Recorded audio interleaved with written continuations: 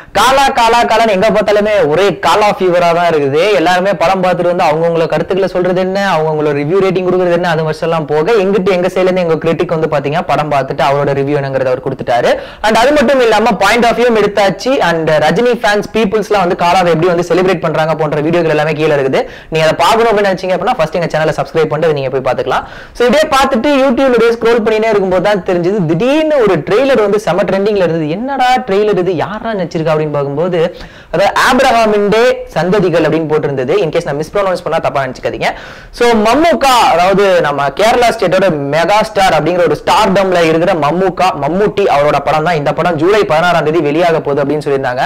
So இந்த டீசரை பார்த்தோன்னே இந்த டீசர் பேட்டர்னே வேற மாதிரி இருந்துச்சா, அதை எப்படியா ரிவ்யூ பண்ணணும் அப்படிங்கிற மாதிரியான ஒரு சின்ன தாட் எங்களுக்குள்ள இருந்தது. சோ அதுக்காக பண்ண போற ஒரு சின்ன ரிவ்யூ தான். சோ டீசர் ஆரம்பிச்சோடனே எப்படி இருக்கு அப்படின்னா, எடுத்தோடனே வந்து பாத்தீங்கன்னா ஒரு கிரைம் சீன் காட்டுறாங்க. போலீஸ் வந்து இன்வெஸ்டிகேட் பண்றாங்க, சின்ன ஃபாரன்சிக்லாம் வச்சுட்டு. அதுக்கு அடுத்த சீன் வந்து பாத்தீங்கன்னா ஒரு கிரைம் சீன் காட்டுது.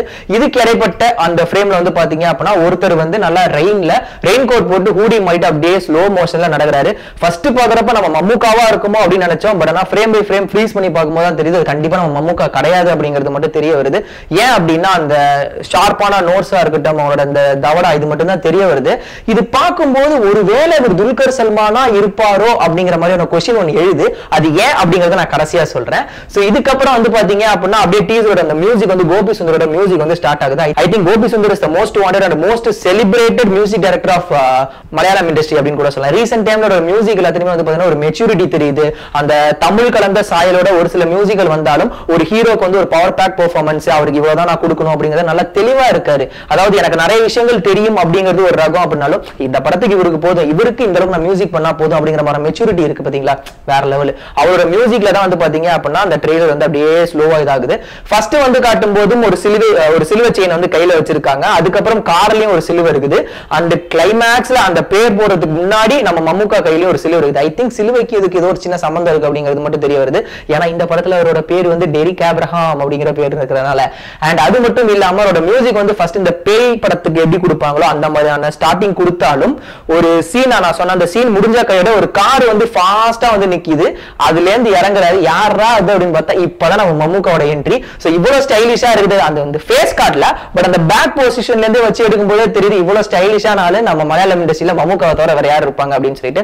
அவர் அப்படியே வந்துட்டு வந்து பாத்தீங்க அப்படின்னா ஒரு ஆள் வந்து கேட்கறாங்க, அந்த ஆள் பாக்குறது கூட நம்ம இந்தியன் பழைய கோச் இருந்தால கேரி கிறிஸ்டன் அந்த மாதிரி தான் இருந்தான். ஹூ ஆர் யூ அப்படின்னு கேட்கறான். கரெக்டா கன் பாயிண்ட் பண்ணி அவரை சுடுறாங்க. அவரை சுட்ட கையோட அந்த ட்ரெய்லர் வந்து பாத்தீங்க அப்படின்னா எண்ட் ஆகிற மாதிரி அந்த டைட்டில் வருது. அதுக்கப்புறம் மேற்கொண்டு மம்முக்காவோட ஒரு சின்ன சீன்ஸ் எல்லாம் காட்டிட்டு அதுக்கப்புறம் என்ன பண்றாங்க அப்படின்னா directed by Shadi Badur, produced by அப்படின்னு சொல்லிட்டு எல்லாரோட பேரும் போறாங்க. அந்த கடைசியா கிளைமேக்ஸ்ல வந்து நம்ம மம்முக்கா வந்து காட்டுறாங்க. அவர் கையில ஒரு சிலுவர் செயின் இருக்கு. அந்த செயினோட அப்படியே வந்து ஒரு ஷோல்டர்ல வச்சு அந்த ஃப்ரேம் வச்சு முடிக்கிறாங்க. சோ மம்முக்கா அப்படிங்கிறது தெளிவா தெரிய வருது. பட் இது என்ன மாதிரியான ஜேர்னர் அப்படின்னு யோசிச்சுட்டே இருக்கும்போது கடைசியா அவங்களே வந்து பாத்தீங்கன்னா அதுக்கான அதையே ரிவீல் பண்ணிட்டாங்க. அந்த பேர் போட்டு முடிச்சுட்டு இந்த மெம்பர்ஸ் எல்லாம் ஒர்க் பண்ணாங்கன்னு சொல்லிட்டு டைட்டில் கார்டு மாதிரி போடுவாங்களா, அதுலயே போலீஸ் ஸ்டோரி அப்படின்னு சொல்லிட்டாங்க. ஏன்னா அந்த பேக்ரவுண்ட் மியூசிக்ல ஒரு சில சமயம் வந்து இந்த சைரன்லாம் இருந்தது. சோ இதுல மோஸ்டா நம்ம யாரை பாராட்டணும் அப்படின்னா எடிட்டர் மகேஷ் நாராயணன் தான். பொதுவா ஒரு படத்தை வந்து எடிட் பண்ணிட்டு அந்த டீசரோ இல்ல ட்ரெய்லரோ வெளியிடுறாங்க அப்படின்னா அவங்களும் டேரக்டரும் நிறைய வந்து பிரெயின் வாஷ் இல்ல கேன்வாஸ் சொல்லுவாங்க, அதெல்லாம் வந்து பண்ணுவாங்களா, உட்காந்து பேசுவாங்களா, நம்ம டீசர்ல ஒரு சின்ன சின்ன விஷயங்கள் அவங்களுக்கு த்ரோ பண்ணணும். பட் ஆனா அவங்க அதை கண்டுபிடிச்சிடக்கூடாது, அந்த மாதிரி நம்ம பார்த்து ஜாக்கிரதையா பண்ணணும்ட்டு அதை ரொம்ப சூப்பரா கையாண்டிருக்காங்க அப்படின்னு தான் சொல்லணும். அண்ட் கேமராமேன் ஆல்பி ரொம்ப அழகா ஒர்க் பண்ணிருக்காரு. அந்த நைட் லொகேஷன், அந்த ரெயின் சீக்வன்ஸா இருக்கட்டும் இல்ல பகல் எடுக்கிற அந்த லொகேஷனா இருக்கட்டும், எல்லாத்துக்குமே அவரோட கேமரா ஒர்க்ல ஒரு சூப்பரா இருக்குது. சோ மலையாளம் பிலிம்ஸ் அப்படினாலே ஒரு சார்ட் ஆஃப் நமக்கு ஒரு சின்ன ஒரு தாட் இருக்கும். என்ன இருக்கும் அப்படின்னா ஒரு கதை, அந்த கதையில ஒரு சின்ன நாட் இருக்கும், பிளஸ் அந்த பீப்புளை எங்கேஜ் பண்றதுக்கான ஒரு ஸ்கிரீன் பிளே அமைச்சிருப்பாங்க. அது போக அந்த நேட்டிவிட்டி கலந்த ஒரு சின்ன சின்ன சாயல்லாம் இருக்கும். அந்த மாதிரியான விஷயங்கள் தான் நம்ம பார்த்துட்டு இருக்கோம். பட் ரீசன்ட் டைம்ஸ்ல அவங்க நிறைய சேஞ்சஸ் ஆயிட்டு இருக்காங்க. சோ இந்த படமும் அந்த மாதிரி ஒரு விஷயமா தான் இருக்கும் அப்படின்னு சொல்லி எதிர்பார்க்கப்படுது. அது மட்டும் இல்லாம இந்த படம் வந்து நம்ம மம்முக்காக்கு 400வது படம் அப்படின்னு சொல்லியிருக்காங்க. அதனாலே இந்த படத்தை வந்து பாத்தீங்க அப்படின்னா விக்கிபீடியால கூட நீங்க சர்ச் பண்ண முடியாது, அந்த அளவுக்கு ரொம்ப சீக்ரெட்டா மெயின்டைன் பண்ணிட்டு இருக்காங்க. சோ இந்த 400வது படத்துல ஒரு கேமியோ அப்பியரன்ஸ் கண்டிப்பா துல்கர் சல்மானுக்கு இருக்குன்னு சொல்லிட்டு முன்னாடி ஒரு டாக் இருந்தது.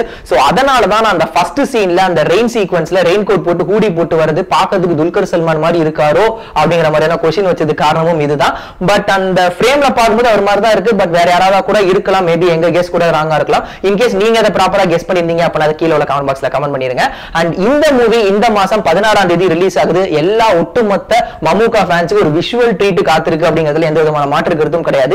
இந்த படத்தோட டீசர் இல்ல ட்ரெய்லர் நீங்க பாத்துட்டீங்க அப்படின்னா அதோட பிரேக் டவுன் உங்களுக்கு எப்படியாவது அண்டர்ஸ்டாண்டிங்கா இருந்தது, இந்த மாதிரியான விஷயங்கள் தான் அவங்க படமா பண்ணிருப்பாங்க, இந்த மாதிரி தான் என் இன்ஸ்டிங்க்ட் சொல்லுது, அந்த மாதிரி ஏதாவது இருந்தது அப்படின்னா கீழே உள்ள கமெண்ட் பாக்ஸ் நீங்க கமெண்ட் பண்ணலாம். இந்த வீடியோ பிடிச்சிருந்தது அப்படின்னா லைக் பண்ணுங்க, கமெண்ட் பண்ணுங்க, ஷேர் பண்ணுங்க, மறக்காம நெட்டிஃபைக்கு சப்ஸ்கிரைப் பண்ணுங்க. Hello guys, இது உங்களோட யஷிகானந்த் here.